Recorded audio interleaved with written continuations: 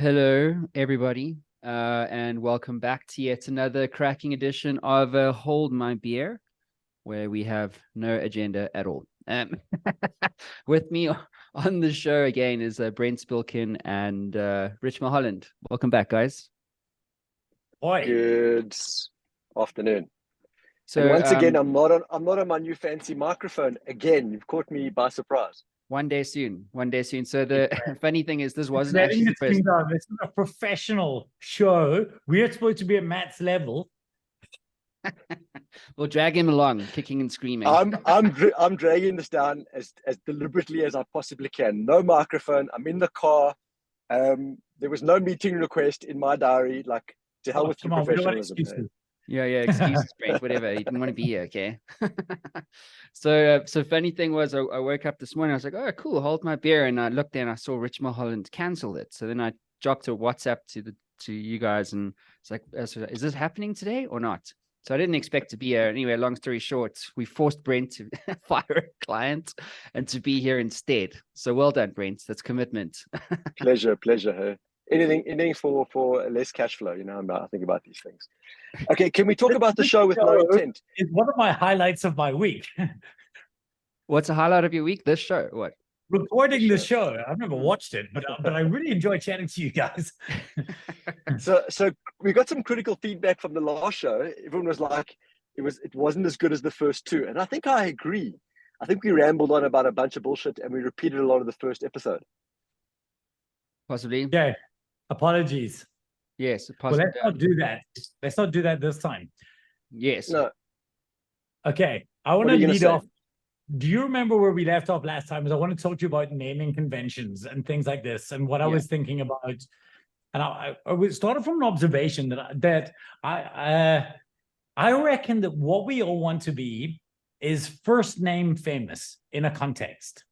Right. So if you can get to the point where if somebody's having a conversation and they turn around and say, oh, I was chatting to Brent or I was chatting to Matt, or in your case, it's actually easy because you've created a nickname, Brent. So if people say Spilly, they know who you're talking about.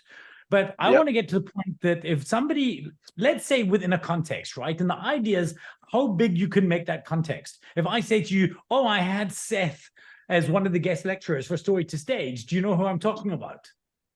Sure. Mm-hmm. Seth Godin.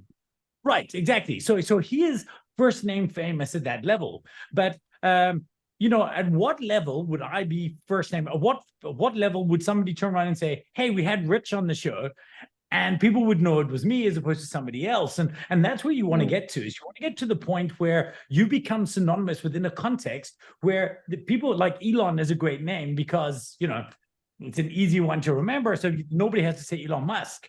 But it's how do you position yourself that in a specific context, if people in banking, 5 years ago in South Africa said Michael, we would know who we were talking about. How do you earn that space? Don't you think the surname also matters though? Because you know what I mean? Like Matt in podcasting, the Matt, like too many Matts. Joes, too many Joes. Or you know what I mean? The surname so I definitely think sure. But also Rich, like interesting about you is that even when I email you or send an email to someone introducing you, you are Rich with an exclamation mark. Like I cannot separate the exclamation mark out of Rich. And part of that is kind of your trademark. So, there's so many Richards in the world, right? But if I went meet Rich with the exclamation mark, that would possibly help identify who you are to a greater audience. Mine's really easy, right? Mine's Spilly with 3 L's. Very unique, right? No one's got that. Well done me, right? Well done me. But the fact is that Matt, Rich are quite common names. You would need to figure out whether it's Matt Brown, and Matt Brown's good enough. But there's so many famous Matts in the world, or there are a couple of famous Seths in the world as well. Definitely lots of Richards. So it's figuring out whether it's the combination of or the way you spell it or the exclamation mark. Yeah. Sorry, Matt. Sorry, buddy. Yeah, man. I don't think I could be Matt. Could be like it would like Matt. Who the fuck is Matt? Do you know what I mean? It's like it would have to be something like Mr. Beast. Do you know what I mean? Or something like Matt Brown Show. Oh, Matt Brown Show. So it's like Matt Brown. He's like, because also if you Google, I actually did this. I wrote about this in my book. If you Google, I was basically writing about, there's a book coming out for everyone called Influencer. And I'm writing about like this idea of credibility signals. So if you Google your name, what do people find? So if you put Matt Brown in there, you'll find, you know, a UFC martial artist. And it's, while I love the UFC and I, you know, what dig people fighting, like I'm not that guy. So, but if you put Matt Brown show in there, then there's books, there's fuck tons of content. There's, you know, the show itself. There's just so many credibility signals around Matt Brown show, the identity that I've built. And off the back of that identity, it's famous for an idea, which is a show about business and entrepreneurship. You know what I'm saying? Whereas Matt Brown, it's a much harder thing to own because it's more competitive, if it makes sense. Like UFC versus the podcast guy, like who the fuck is this guy?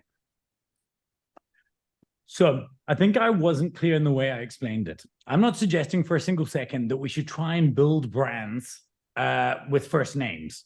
Brent, you're Spilly is genius, and that's what most people know you as anyway. Like most people refer to you as Spilly.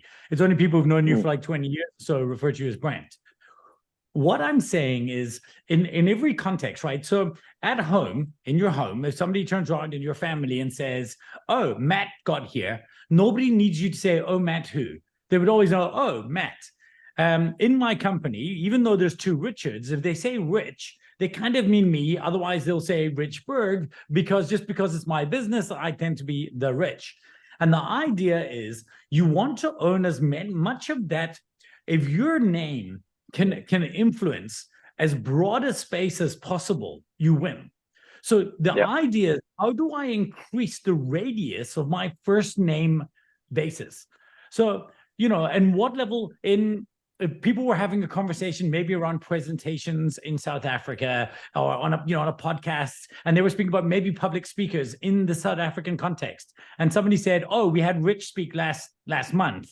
There's perhaps maybe not a definite, but you know, there's a chance that people would be able to ascertain who they were talking about on that premise. So in that small little world, I've increased my influence to the point where first name is enough. And we should be thinking about it. So we're talking about business coaches in the coaching realm, and maybe in the coaching realm of South Africa. Oh, no, I work with Brent. People would know who you are there. That's enough. And I'm saying there's two things that I think we want to increase. We want to increase the radius under which we're first name famous. And I think we want to look at what our mentions per frequency is. Now, I don't know there's no way of ascertaining this, but imagine you could figure out how many times, you know, does somebody say my name without speaking to me once a week? Will once a week somebody turn around and mention the name Rich Mulholland? In which case I would be mentions per week.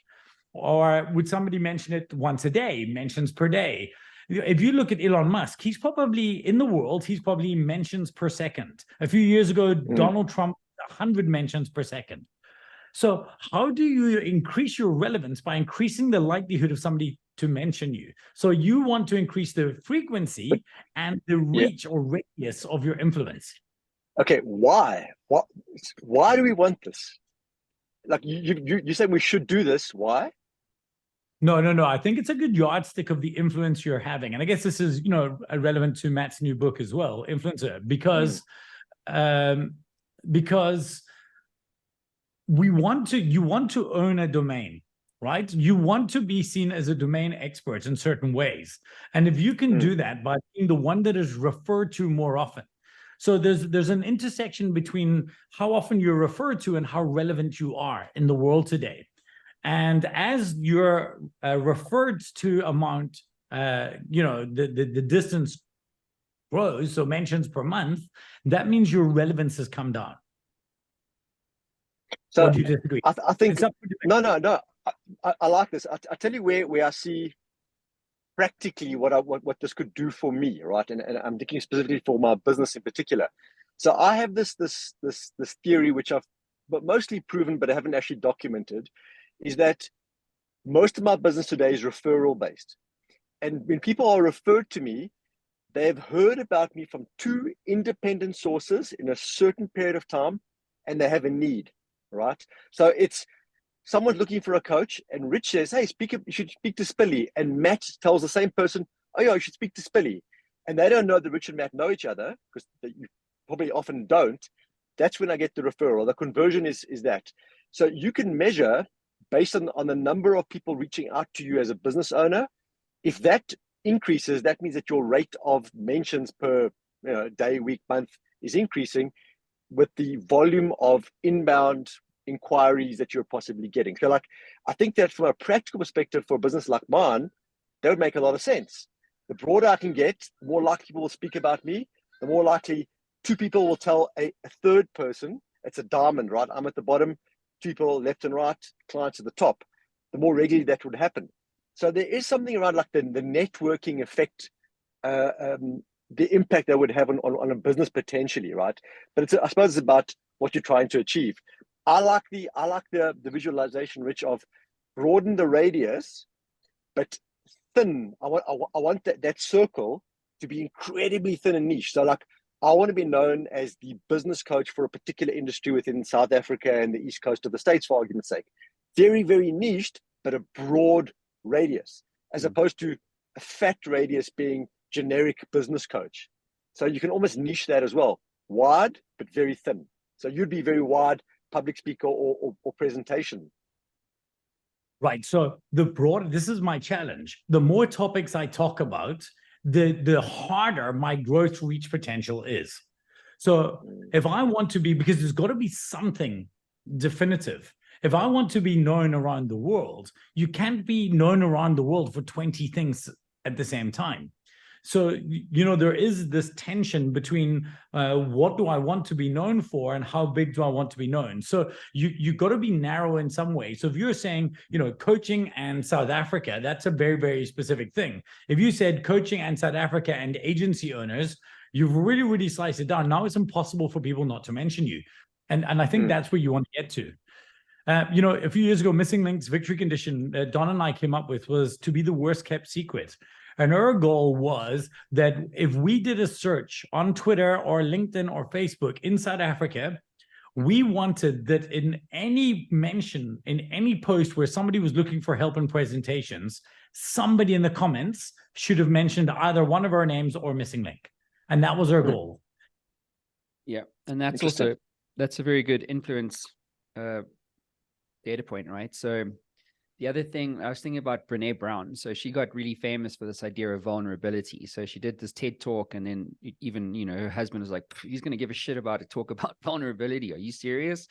And basically the rest is, looking back now, it's completely history, right? That it blew up, it went viral. And so now Brené Brown is associated with this idea of vulnerability. So she speaks at companies and corporates in the context of leadership and culture and all this stuff, just about one idea, one use case that's really broad or in terms of radius, but very, very narrow in terms of application. It's kind of like a software company that solves one use case 1 million or 10 million times, but it's one very, very valuable use case that is resonating with their customers. It's the same idea. So then my thing is, well, how long can you commercialize that for? Do you know what I'm saying? Like, and what would you look for? Because now she's first name famous, Brené, with vulnerability. So at some point, that topic gets a bit dated. There's only so much, content one can see about Brené Brown and vulnerability. There's only so many times you can watch that one talk. So what's the longevity of that idea for her? Do you know what I mean? And at what point, if you are first name famous and you do have a very broad radius, but a very narrow application for it, how long do you stay in that place? So as an example, I've got Your Inner Game, I've got Secrets of Fail, I've got Influencer, and then I've got 2 other books. One's about venture capital, all based on 50 shows I've done with some of the biggest VC firms here towards the end of last year. And then I have other options to do things, right? So in that example, if let's just say fast forward a year and all those books have now been written, they're all in the market, is it a bad thing to have written multiple books about multiple angles to the topic of business that I am first name famous? Well, the show is first name famous for, something like that, like the Matt Brown show is about business, investing, entrepreneurship, scaling companies. Secrets of Scale is another one. which I think is a good option too. So if someone's Googling my name and we're looking to commercialize, drive referrals, increase speaking opportunities, and is it a bad thing to have multiple points of capture in the market?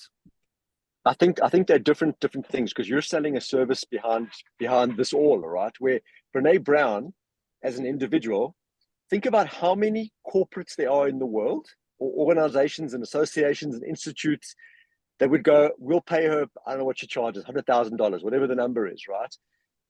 Is that she could drill that down. She could have a speaking gig a day for the next 10 years easily, if she got that right. So the relevance of that is that someone will always want it. And if she could get 10 good years out of that subject matter, my thing is, unless she wanted more, I reckon that financially, from a business viability perspective, she's golden forever. So someone will always want it, and there will be, like you talk about business as your broad umbrella.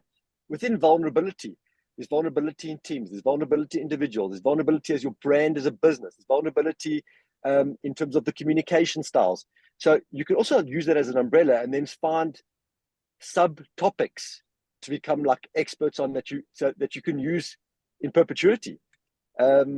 So I don't think it's really a problem. So what you're doing, definitely not.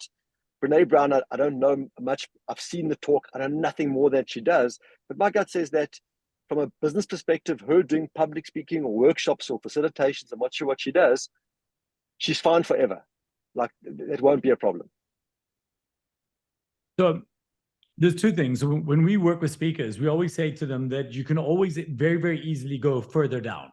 So when you become an expert on a topic, at the top level of the topic might be vulnerability, but inside that might be the intersection between vulnerability and leadership, or vulnerability and AI and future of technology, or vulnerability. So she can own the y-axis that is vulnerability, but then she could be building x-axis stuff. There's X factor things around leadership and AI and technology. So that's amazing. Matt, in my mind, in your example, I think it's huge, but I think that there needs to be a red thread, right? What's that term? The rouge thingamabobber, right? There needs to be the red thread. And to me, the red thread is that it's this insider secrets that if I called it like the insider series, secrets of scale, the insider secrets, such as that. So, like you have the 7 habits of. I think it's tricky when the common thread is not based on something. So if Matt became the guy who was famous for collective conversations with, and then turning those into content, then the best thing about you is every single person can become featured in a book. Everyone who features on your show, they can all do these kind of things. So I do think it is worth thinking about, okay, so what does that become? What is that common thread to make it easier so that every book makes sense? Okay, but there's a risk there as well. Is that the 4-hour work week? Brilliant, genius, classic book, right? The 4-hour workout. Like, you've lost me, right? Like that you went too broad with the same. Yeah, it's like you've lost the plot, right? It's you shouldn't have done that. The 7 habits, and then there's the 8th habit, right? Like, I'm not so sure. Back to our friend Jordan Peterson, 12 rules for life, 12 rules for chaos. Like that works. The 12-12-12, right?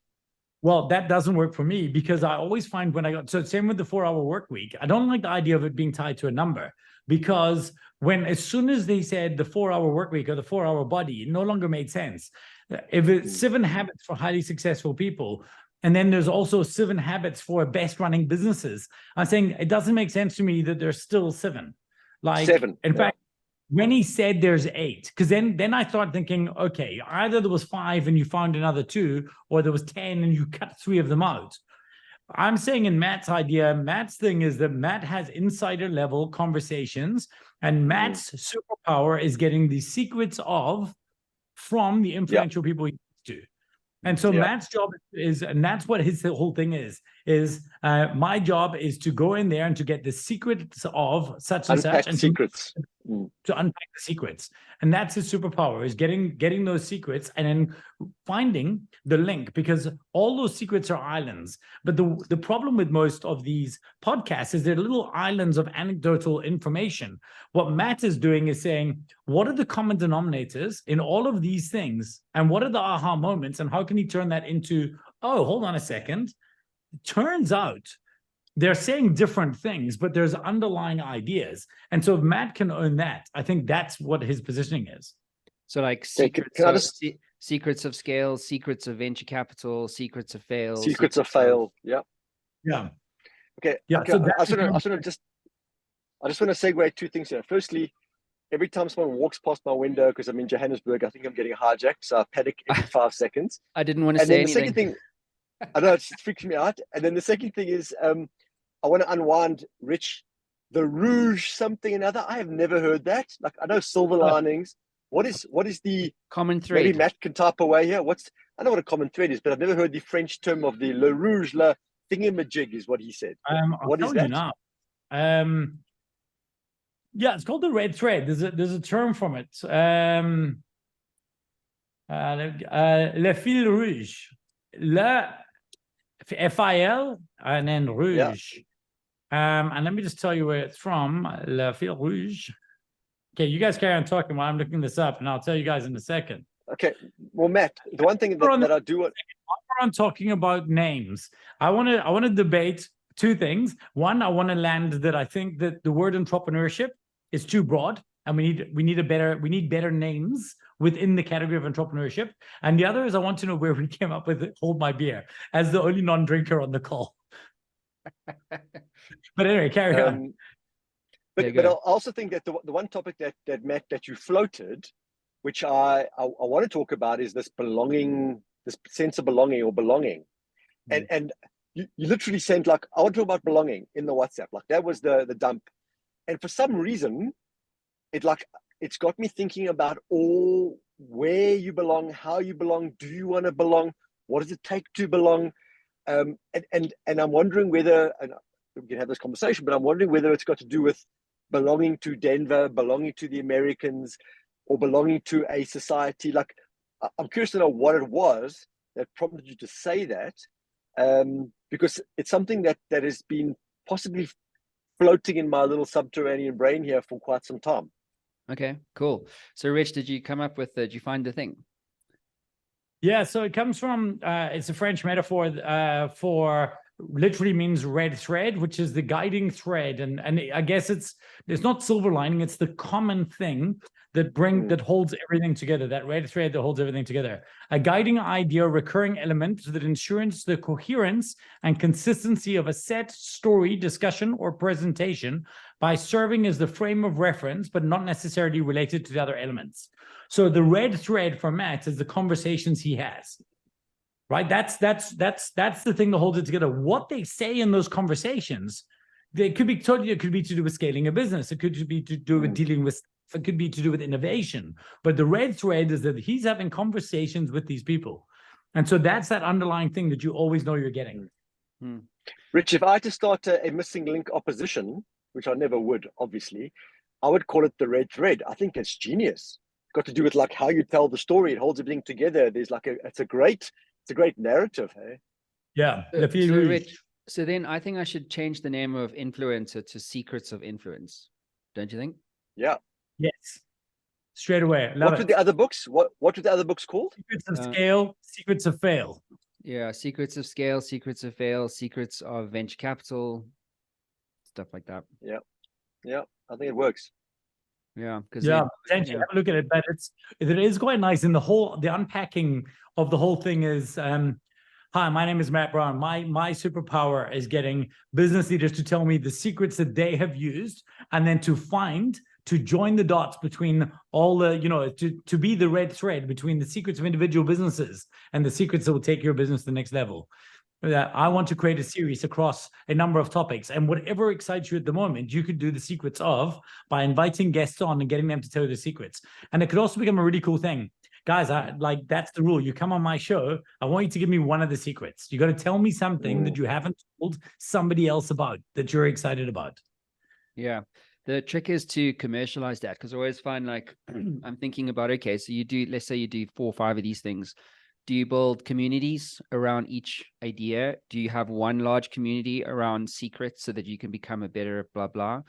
I think about those things because obviously there's you can't have, I don't believe you should try and, build micro communities around every idea. It's just too much of a headache to manage and facilitate. But then speaking is obviously really easy to commercialize. But I'm a big believer in community, to your point, Brent, around belonging. And I think, Rich, this even ties into what you're saying around having, more detailed classifications in what does entrepreneurship really mean? Because I mean, in the book, Secrets of Influence, I write about like CEOs and entrepreneurs, and I'm like, hang on. Entrepreneurs are CEOs often. Yeah, are they? But they the same thing? Is my idea of what a CEO is, and are they the same thing? You know what I mean? Because you can have a CEO. Say again. Well, I roll my eyes all the time. Like, let's put this out there. I don't use the term CEO of Missing Link. I say founder. It's a 26-year-old company. We've got 16 staff. At best, managing director, big cheese, something, but I cannot take myself seriously saying the word CEO. I cannot put myself as a peer with, Miles Ruck or Dave Monroe, as, like these level of, Adrian Gore. Like, I cannot put myself in that category. They are CEOs. They are property chief executive officers. And then you hear these guys, they've got one business, a sole proprietorship, and they call themselves the CEO. No, come on.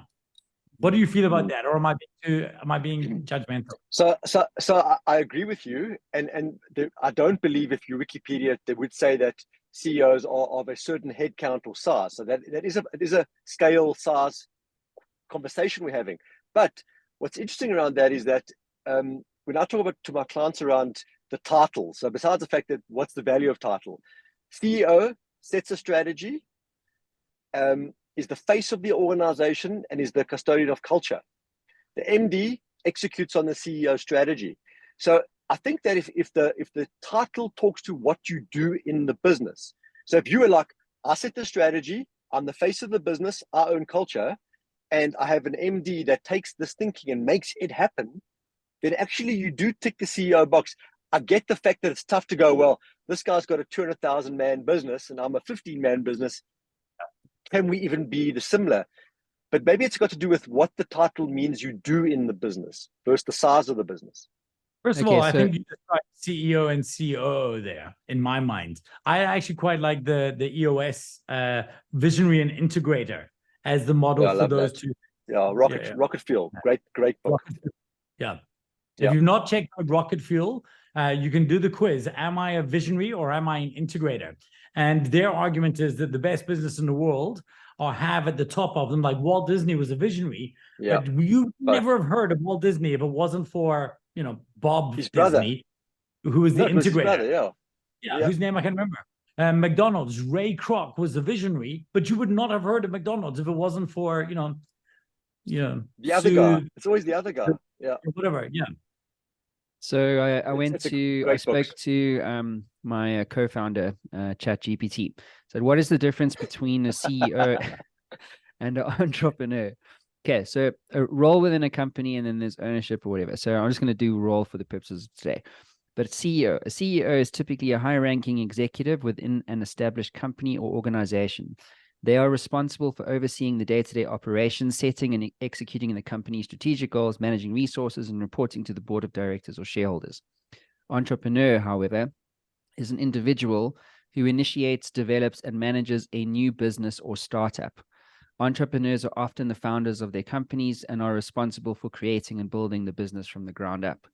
So I think that speaks stage for me. So like when you get to a certain stage, the entrepreneur, this by the way happens a lot in the venture space, where you raise 100 million and then the original founder gets replaced because he's a visionary. He can build something from nothing, like kind of like me. He can see a gap in the market and commercialize it, but he'll build you a house. He's not going to build you an Empire State Building. And so the skill set typically of an entrepreneur doesn't translate over into scale. And so, in fact, 50% of all companies, all founders who raise money in the US get replaced within 36 months. So it's a true thing. Can I ask, do you say Richard Branson is an entrepreneur? Yes. Right. So I mean, Steve Jobs was an entrepreneur. Mark Zuckerberg was an entrepreneur. Like, we can't take it away from them. So I think you can still be an entrepreneur and a CEO as you scale. And there's probably a point at which you would stop using the one term. It's not that you aren't. So I often say I'm entrepreneurial, but I'm not an entrepreneur because I don't define myself on starting new businesses. I'm a presentation strategist by trade, not an entrepreneur. But you both, from my perspective. Well, so I realized a few years ago that when I identified as an entrepreneur, the job of if you get to, let's say you get to a customs forum and they ask you, what do you do? And if you write down entrepreneur, which you probably shouldn't, but let's say you write down entrepreneur, it's interesting because then when you define yourself as an entrepreneur is somebody who, starts and grows businesses. That means if you've only had the same business for 30 years, you kind of feel like a bad entrepreneur. Whereas, so you almost, that's what makes entrepreneurs want to start more things.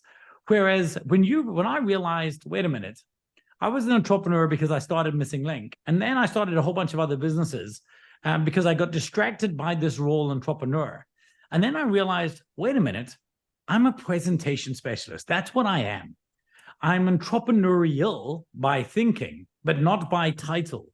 And as soon as I got that right in my head, and let me settle down and realize I'm okay running, Missing Link and 21 Tanks and nothing else because I don't define myself on being an entrepreneur. It also it eases me up from feeling like I have to grow my business to a certain size or sell my business, which is tricky, right? Yeah, but just two parts to this. The first thing is, surely you could be a successful entrepreneur and only ever have grown one business. Like I don't see the requirement for having to have built many, right? So one good business, right? And then the mindset around, am I a business owner or an entrepreneur, is also because a lot of people come to me, oh, I'm entrepreneurial. I'm an entrepreneur. I'm like, no, you just own a business. You just happen to own a business that you started. Where are you on a franchise? Is that an entrepreneur, a franchise owner? Sure. Yeah. But the next thing as well, which is also is the term that I've given myself, is that I'm self-employed. I've given myself a job. So I'm not even a business owner, nor an entrepreneur. I'm just self-employed, right? Like, and I see people who've done that at more than one person, small businesses, who talk about the fact that they're entrepreneur. I'm going, no, you've literally created a salary for yourself. And that's not wrong. That's okay. It's good for you. It works for you unless you have other ambitions. But that isn't entrepreneurial either. I do think that entrepreneur, the root of the word speaks to, and maybe Matt can type this away, but as far as I understand this, it's risk taker. Like literally the Latin descent of entrepreneur, I think, is risk taker. So what does that? Yeah, that's the right word, Mr. Le Rouge. But so what is it? I think it's someone who takes a risk. I think that's the core. So then it's, well, how big a risk? Did you take a risk? And what's risky? Is a job risky or is self-employment risky? Like, what does that mean? Is it risky, Rich? It comes from French. It means, obviously, entreprendre. It means undertake. So somebody who undertakes a project. So obviously it's changed. The question is, though, and maybe we don't need to define it. I've always seen entrepreneurs as people who start businesses to fix a problem or fill a gap. So they're very much driven by the idea that they see a problem in the world and they're like, oh, I could do that better. Or that's broken, that's stupid, let me fix it. Whereas I'm sure if you love board games, like I love board games, and that's my hobby and my passion, so I set up another board game shop. I think I would be a small business owner, but I'm not sure I would define that as entrepreneurial. I don't know if that, maybe it doesn't matter, but I think that as there are venture firms and different kinds of businesses, the term entrepreneur becomes maybe a bit messy, or maybe it doesn't. Maybe it's totally fine. It's a catch-all. So, well, someone who undertook something is an entrepreneur. So if you undertook to open up a board game, you're entrepreneurial. I mean, in its purest form, potentially. Yeah. So what's more, what sort of classifications, Rich, do you feel like are missing from the definition today? I think it would be helpful to separate the idea of businesses that maybe want to scale. So I guess selfishly, I dislike the term. So basically, there's this term that you're either a scalable big entrepreneur looking for an exit, or you run a lifestyle business. And for some reason, the term lifestyle business has been sold as if bless, cute. It's not seen as a term of respect. And my problem is that we almost have sold the narrative that if you're an entrepreneur, you should build and sell a company. And I think there's big problems with that because of the loss of identity and things like this. And also why I don't want to. I have no desire to ever sell Missing Link. I want to retire from my desk. I love the company. I love what we do. I'd be very sad if it closed. But I don't want to grow it because I'm not answerable to other shareholders. And so people refer to it as a lifestyle business. And I think it's a bad term, but I also recognize that I'm perhaps not what you would then define an entrepreneur. Okay, but so recently I came across a guy who runs a 20-man agency that I'd never heard of, that has no online presence, that has a good little business. And the first call we had was, he got on the call and it was pitch black outside. Like, where are you? South African accent. He goes, I'm in Bali. What are you doing there? No, I'm here for 3 months. I'm surfing with my family and my young child. Oh, really? How many hours are you working? 3 to 5 hours a week.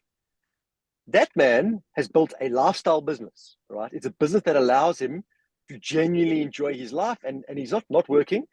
But those are few and far between, where guys have genuinely built the structure around them that it really suits their selfish outside hobbies and lifestyles, right? That's a lifestyle business. I don't have a lifestyle business. So I'm a one-man business. I have no desire to grow a bigger business. But the lifestyle business piece is that I don't have a lifestyle. I work like a dog from like 7 till 6 p.m., and it's incredibly draining. And if I'm not working, I'm not making money. It's not a lifestyle business. People will go, oh, you don't have staff, you don't have a big office, you've got a lifestyle business. I'm like, not at all. Like, lifestyle is where you actually have the daily balance, in my opinion. And I think that I certainly don't have that. Yeah, it's really interesting. I was at a client's book launch in Boston on Monday and Tuesday. So we obviously, cameras in the room and all that kind of stuff.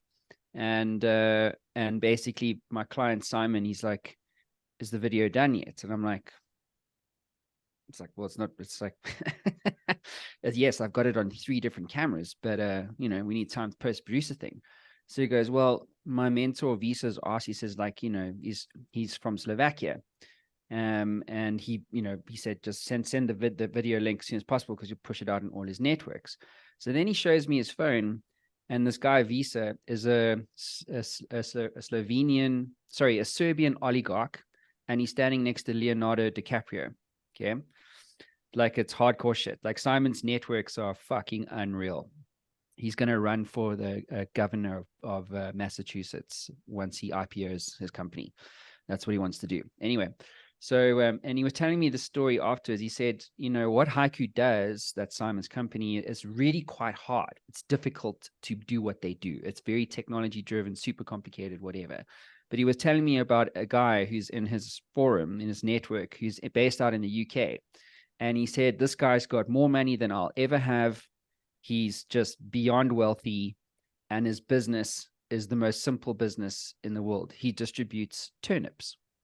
That's his business. And it was a really interesting perspective, because I think we want to complicate things, right? In other words, this, to your point, Rich, there's a startup train that you get on. You're building technology specifically. You have to get to MVP. Then you need to raise money. Then you need to scale and raise multiple rounds of funding, series A, B, C, D, and then hope maybe you get an IPO, maybe you get acquired. That's the startup founder's vision. But then you've got other types of entrepreneurs. And I do believe it's like, you have to know who you are and what is enough for you. What is enough for you? And so, to your point, Brent, this guy who's surfing, I fucking love that idea. I love that idea. If I could travel with my family, like, in other words, if I look at my value system and I say, what's number one for me? It's freedom. It's freedom. I don't necessarily need to have $1 billion. Like, that's way too much money. I wouldn't even want that amount of money. I just want enough to do what I want to do, when I want to do it. That is literally the definition of freedom. And so I remember with Digital Kung Fu, we were like 75 people, and I woke up one morning going, what the fuck is this? I hate this business. You know, I don't want this. We just scaled too hard. It was too complicated products. And I woke up like, this isn't what I actually love doing. I love building businesses, but this particular one I actually don't love at all. And so that's when I started to sell it. And so now when I think back about all these things that I've learned, and again, to all the secrets that I've learned through these guys trying to scale companies and really battling and making wrong decisions and fucking up and so forth. When I think about all the perspective that I have, and what I've said to you guys before, I think is, I believe that if you're rich in perspective, you can always generate wealth. If you're always poor in perspective, you'll always be poor. And so and then I think about this richness of perspective, and I say to myself, what is enough? How much is enough? What kind of business do I want to build with ShowWorks Media? Why am I writing these books? You know what I mean? Like, what am I actually doing? And I think oftentimes we don't stop. Especially in the beginning, we're just so hungry to sell, speak, and do what we want to do, but we don't actually stop to ask, well, why am I doing this? Like, how much is enough for me? How do I actually see my days being spent? And so I would love to work 5 hours a week. Do you know what I mean? And also, by the way, this whole experience I've had with delivering this book and shit tons of content and media platforms and all this stuff, it's so valuable to Haiku and Simon Taylor's business. It's unbelievable how much of an impact what we do has had on his business. And you know, in terms of his personal brand, their ability to influence markets. He was getting text messages from around the world when he announced that the book was coming out. And imagine Simon's networks and how that book can filter up and start to really help that company scale. And so I know that what we do is valuable, but I said to Afan, I said, I actually don't know if I want to do this. I don't know if I want to do this, because it's the service delivery piece. It's like, it's so hectic. It's so hectic. And when that book went live on Amazon, just the closer we got to the launch date, like the more people, I mean, it was such a big project. We had the Boston Red Sox in there, Bain Capital. Like, these are some of the biggest companies and brands in the world featured in this book. And so to get release agreements and all this stuff and lawyers and this and then and I was like, holy shit, this has become a project management nightmare. And if I personally know, I don't want to do that again. I'm a visionary. I sell shirts, I see things but someone else must deliver it. So do you see what I'm trying to say? And I think but now it's my choice to keep doing it again. So I'm off to Raleigh, North Carolina on Sunday. Like, I'm away from my family, the people that I care about the most. I'm away again, doing it again. Right? Because, and it's tricky for me. You were at a level in Digital Kung Fu in which you had a whole bunch of other people, but no matter what you want, you have to do the work in service of that at the beginning. And so right now, yes, you're away, you're doing that because you basically created this monster in 2 years. So it's still you. But the idea is, if you know that, well, this isn't what I want, then okay, the victory condition is within a year or two, I want to have X. And then it might be, X might be, I want to have a business that's 10 times the size, or X might be, I want to have a business that is this size. This is a nice size business, but I want to not have to leave home in order for it to run. And then that's where you get. So deciding on that. My point on entrepreneurship is that I believe that if you speak to the average person thinking of starting a business, their idea of what you're supposed to do is start a business, get an idea, have an MVP, go raise funding, go and then raise funding, until you get to a certain level, then exit and then move on. And I'm not sure that starting a business that you plan on keeping forever nobody looks at that as a good idea. But Rich, so a few things for me. Some of the guys that I grew up with, their parents were the butchers and the sweet makers, and they were factories, right? And the grandparents were the same guys. They were manufacturing businesses. And there was real legacy, because my grandfather was the sausage king of wherever it was, right? Like there was real value in that. And there was a huge amount of pride in the fact that man put the kids and the grandkids through university, private education. And it was more than good enough for the family and for the requirements of the family. No one ever needed anything. And for me, those businesses were not built for scale. They were not built for exit. They were just built to give the family a desirable living standard, right? Which whatever that was at the time. And I think that's admirable, right? As opposed to being an employee earning a salary. And then the one thing we spoke about in the very first session, and this is freedom that Matt was talking about earlier as well, because they were in control. Carry on. Sure. Well, freedom is the option of choice. Do I want to work today? That's pure freedom, right? Do I need to work today? That's freedom. The second thing was that the first name famous thing was the other Simon, not the one Matt's talking about. Who's that? Sinek. Simon Sinek, right? Sinek. I wish Simon Sinek would write another one called "Start with Why, You Selfish Bastard. Why Are You in Business?" Okay, because the part of what he talks about is that he talks about the big brands, right? The Apples and the IBMs and those things. But actually, at the core of an entrepreneur is, well, why am I in business? How much money do I want? How much time do I want? What are the things I want to enjoy doing in the business? And then wrap that in the why do we exist? What do we do? And how do we do it?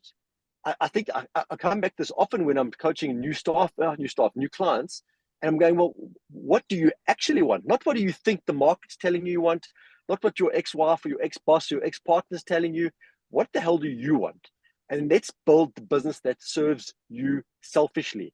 And I think we forget that because of this entrepreneurial myth of like scale, hustle, bigger, faster. The reason you're here is to grow. That's not true. And I think I'm a very good reflection of that. Is that not that I don't work hard, but I can't sell my business. I definitely can't scale it in its current form. Not that I want to.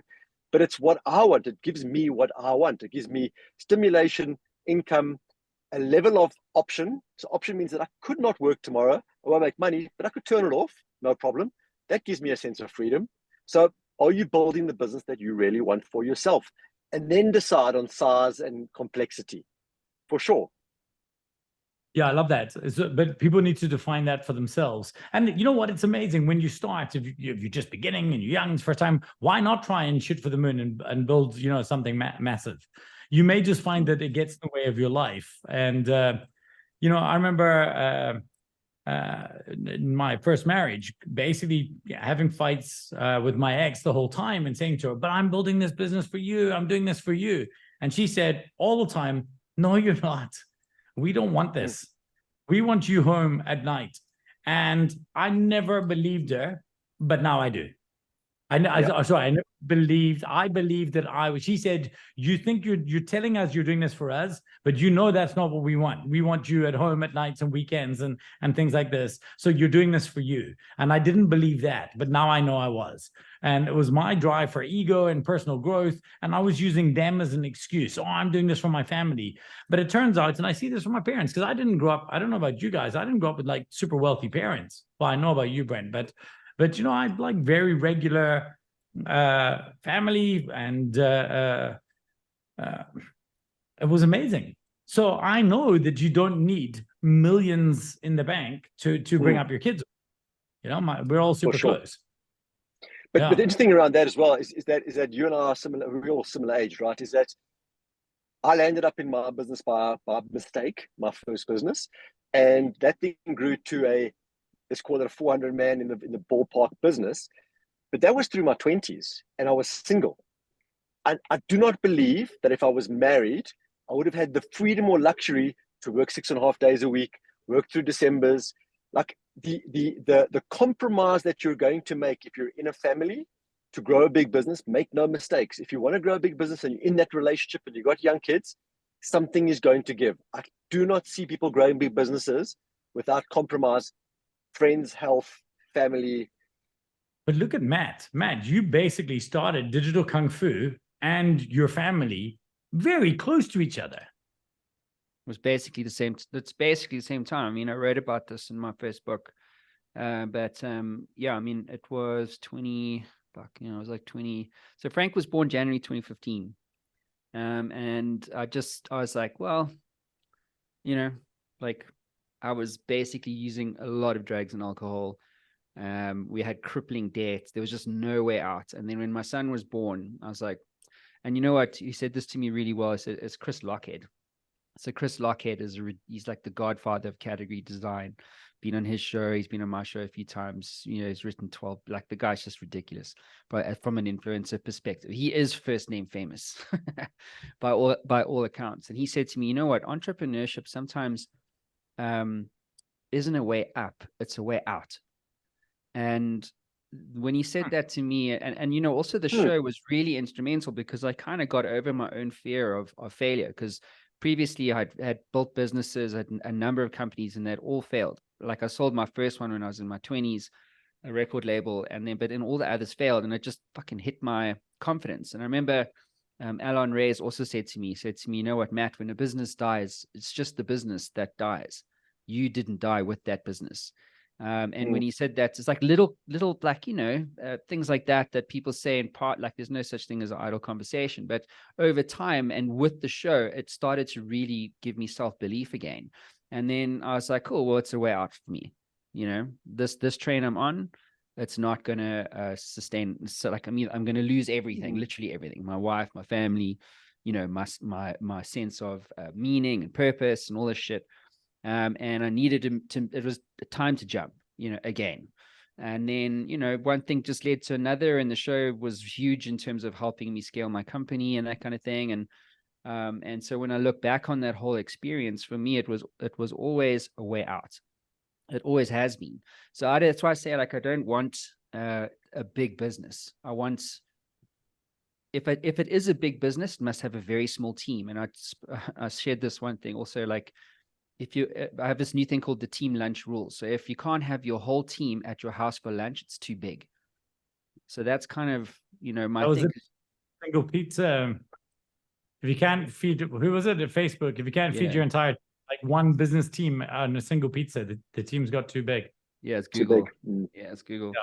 It's the same idea, right? Because I do think, I mean, you must see, like, I've got so much data. There's so many companies here in the US that are doing like 10, 5, 15, 20, 3, 5, you know, and when you interview them, they got like 10, 15, 20 people. It's like, fuck, bro, if you got a business doing $10 million a year, tell me that's not enough with 10 people in it.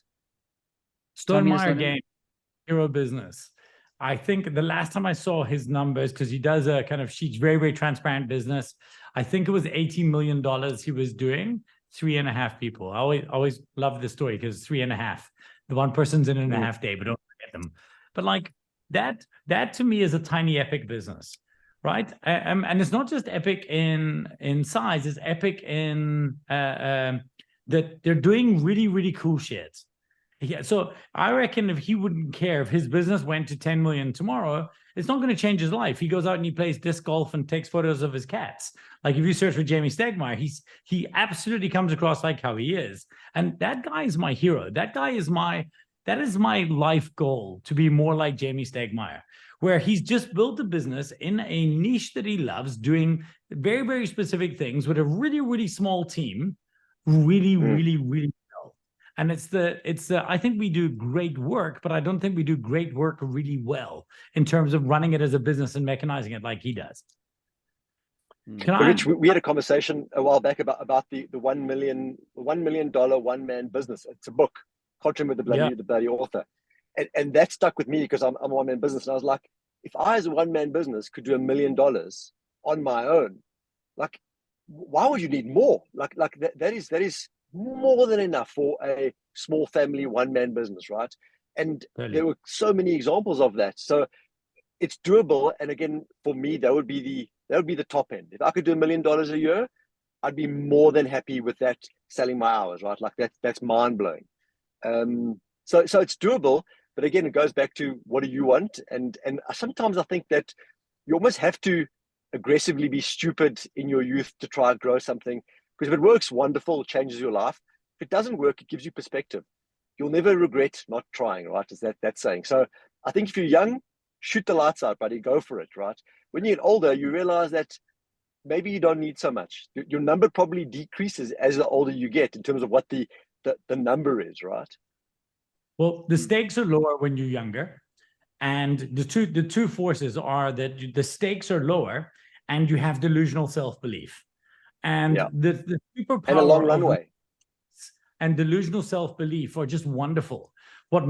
What Matt did is what most people are scared to do. Like almost everybody else I speak to would say, well, I've just had a young family, so I want to just not start the business right now. It's not the right time. The only bit of like absolute business advice that or universal truth for me on business beginning is that yesterday would have been easier, tomorrow will be harder. There are certain timing anomalies, but I truly believe if you want to start a business, it would have been easier yesterday because you would have had one day more at it. And it will be harder tomorrow because you've got one day less. Nothing about your family and time. And in fact, the good thing about Matt was he started a business when failure was no longer an option. The stakes were too high that he was going to do it. The constraint. Brilliant. Yeah. Now, I failed to sell this house if I'm not out of it in a few moments because the people are coming to look at it.